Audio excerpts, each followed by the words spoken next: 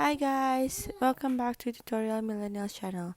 In today's video, I'm going to show you how to add calendars on your iPhone.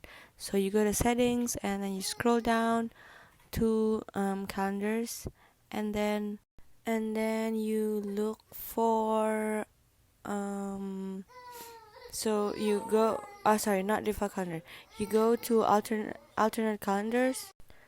So just tap alternate calendars, and then you can so you make sure it's on, and then you just pick which calendar you want. So for example, I want to add Islamic, and then just tap on it, and then I can just go back and then see on my home screen it's the calendar is under there.